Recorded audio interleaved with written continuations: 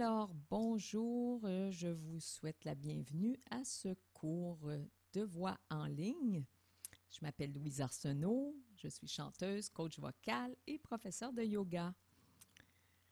Aujourd'hui, je vous propose de continuer à explorer la prononciation des consonnes et je vais m'attarder cette fois-ci sur les consonnes qui projettent de l'air naturellement. Et ces consonnes, on les appelle les consonnes fricatives. Mais tout d'abord, avant de commencer, on va se centrer ensemble en chantant 3 fois le son OM. Alors, vous pouvez fermer les yeux.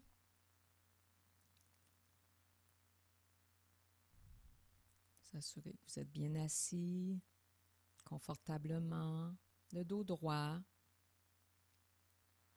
Et on va expirer ensemble comme si on soufflait dans une paille, en retenant l'air un peu. Inspirons. Expirons encore dans notre paille. Et on va commencer.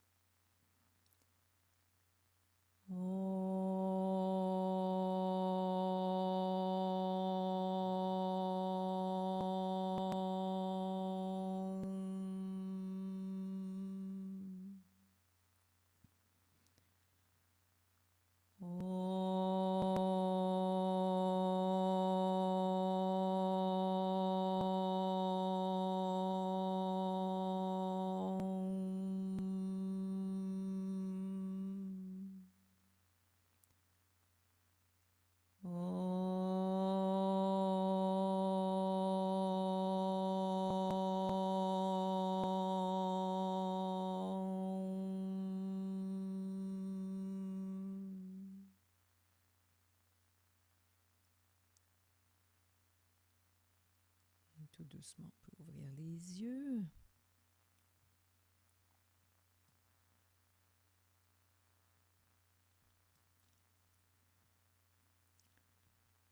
Dans un cours précédent, on a pratiqué la prononciation des consonnes occlusives, donc celles qui retenaient et qui retiennent l'air naturellement.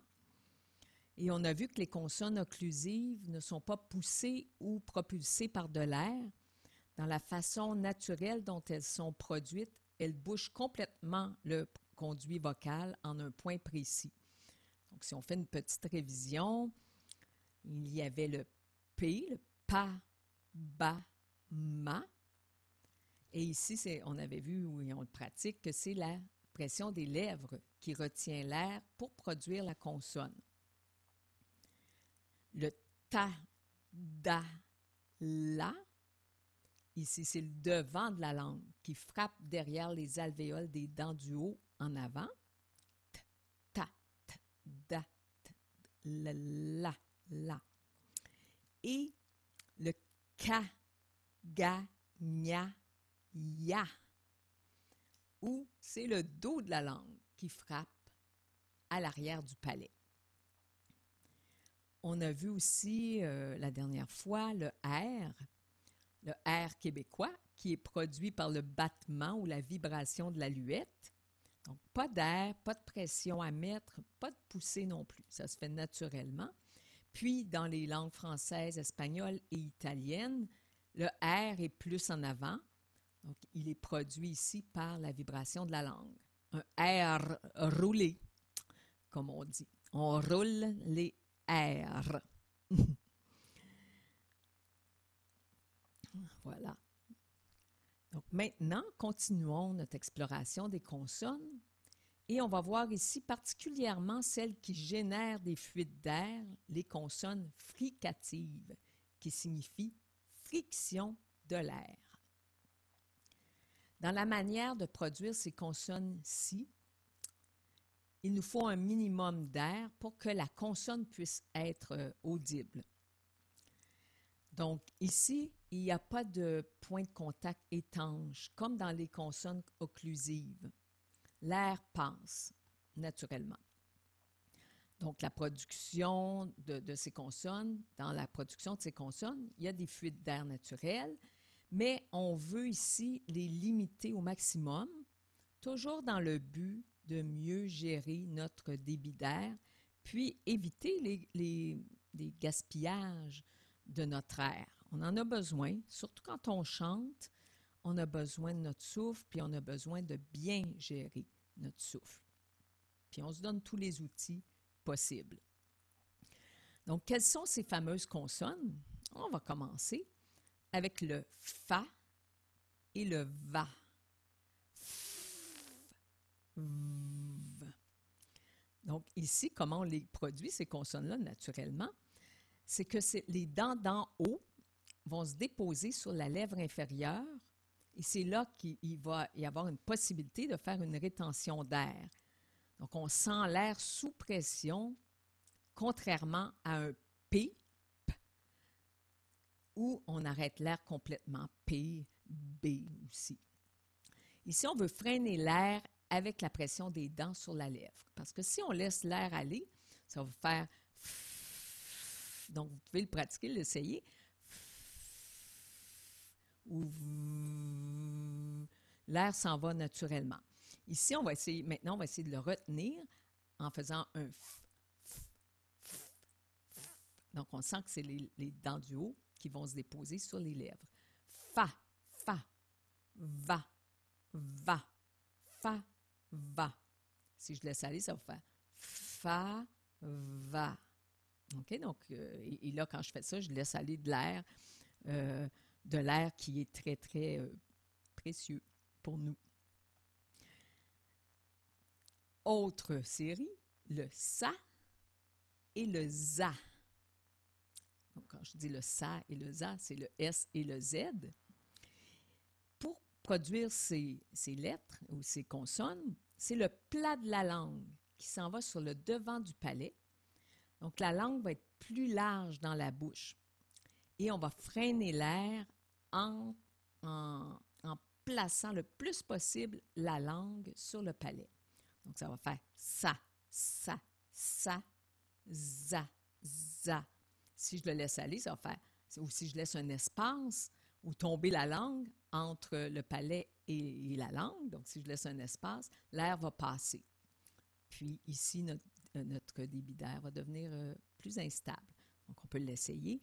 Sa, za. Là, je l'exagère et je l'allonge.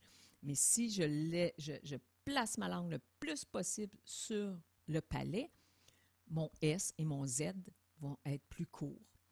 Sa, sa, sa, za, za, za. Donc, si je le fais, je le pratique, je vais sentir le point de contact. Sa, za.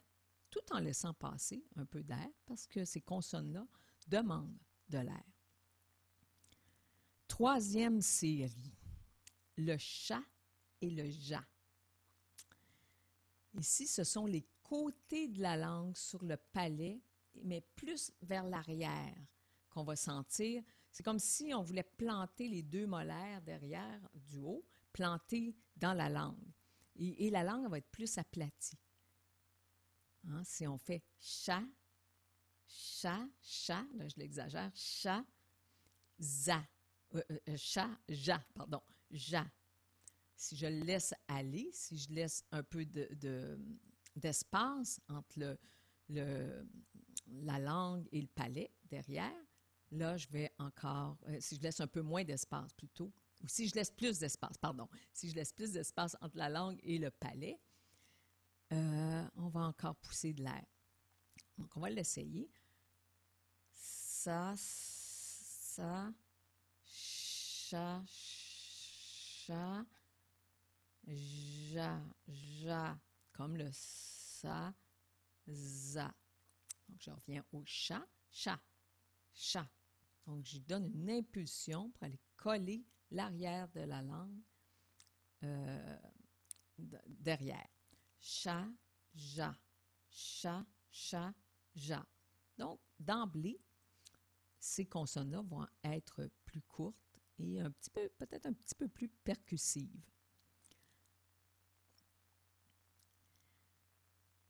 Donc, il y a aussi un petit aspect que je voulais vous faire voir avec ces consonnes-là. c'est qu'il y en a dans ces consonnes qui font vibrer les cordes vocales, puis il y en a qui ne font pas vibrer les cordes vocales. On va essayer ça. Fa, fa.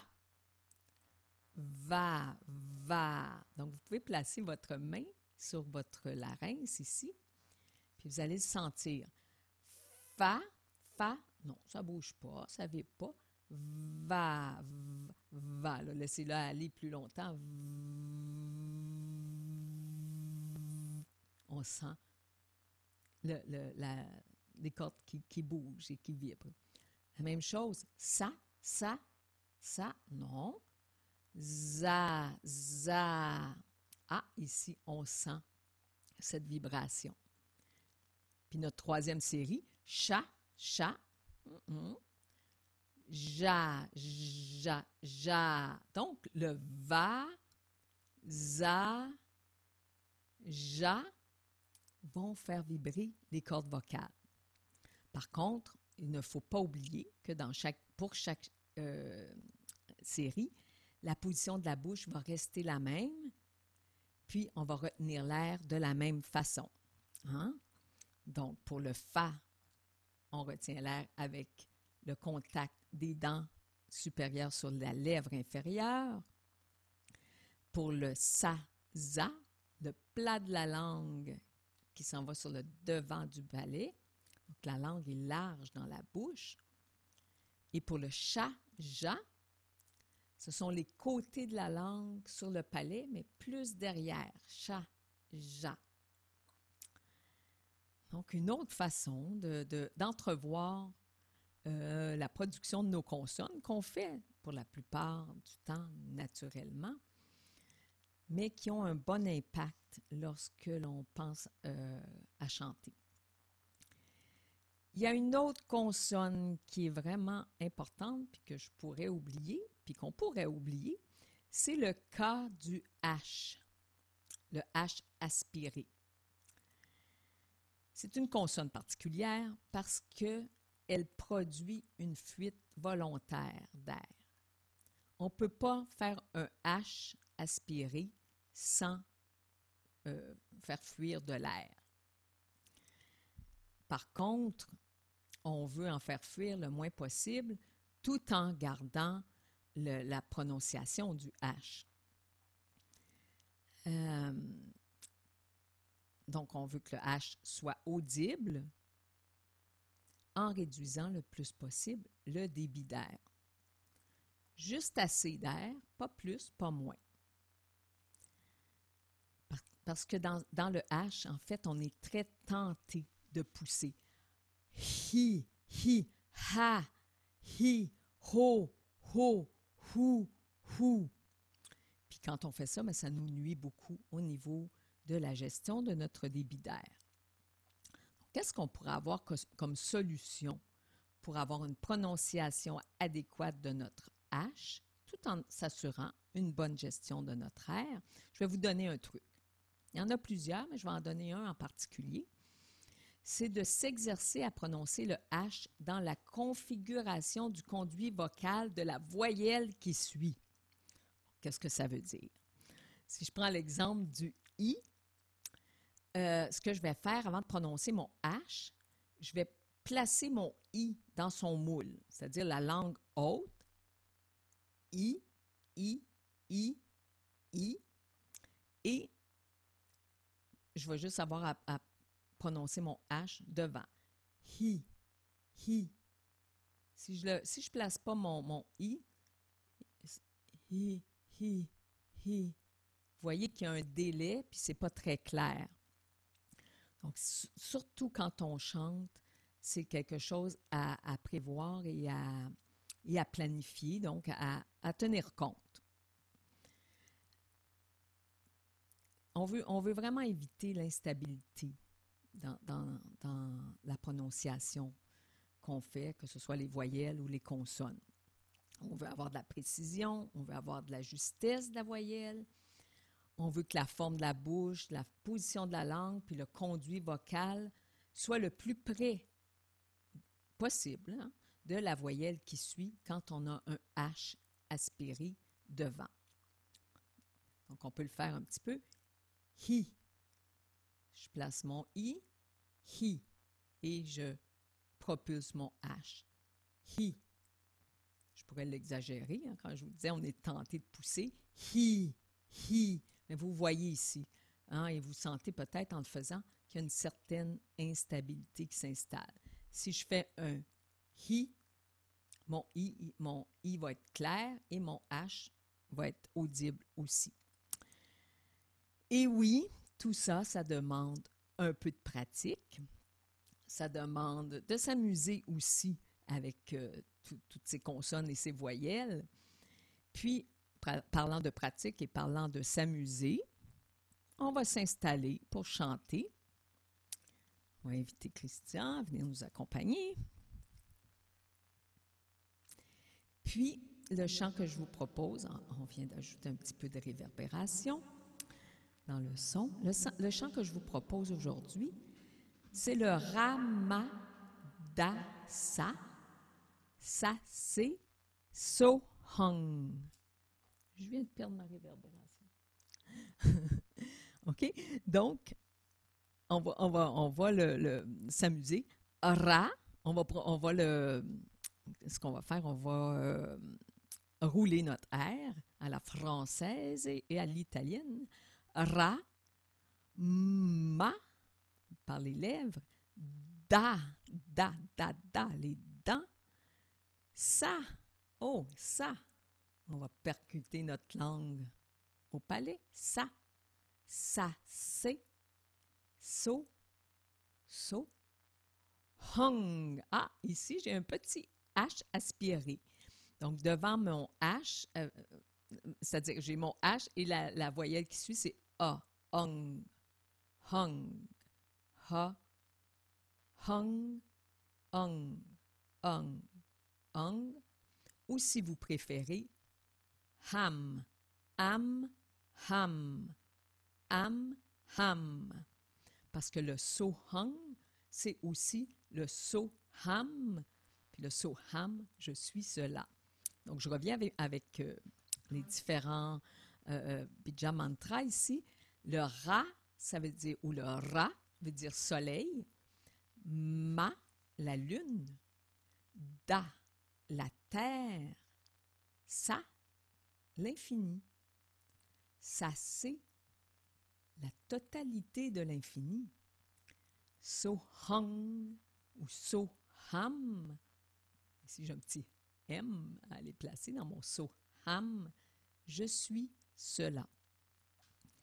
Donc, une fois que tout ça est placé, on va chanter la mélodie. En fait, on a 2 mélodies ici. Donc, on va les chanter une fois, puis après ça, bien, on va partir notre chant ensemble. Donc, la première partie. Radama. Je reprends. Ramadasa,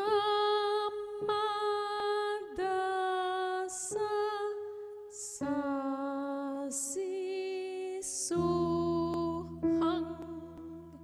Encore une fois. Ramadasa,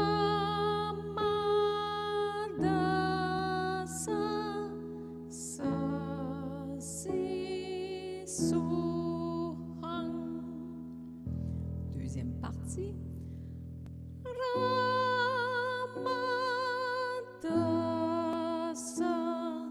sa, si, so, hung. Ou so, ham. On va le faire la deuxième fois, on va le faire avec le so, ham. Ramadasa,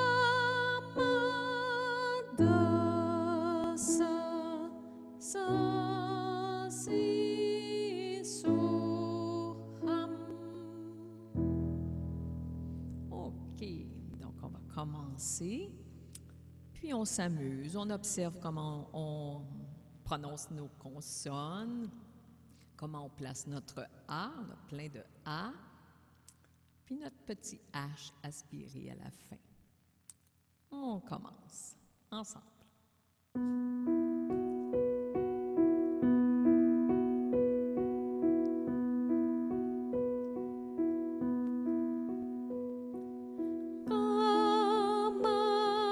Ramadasa.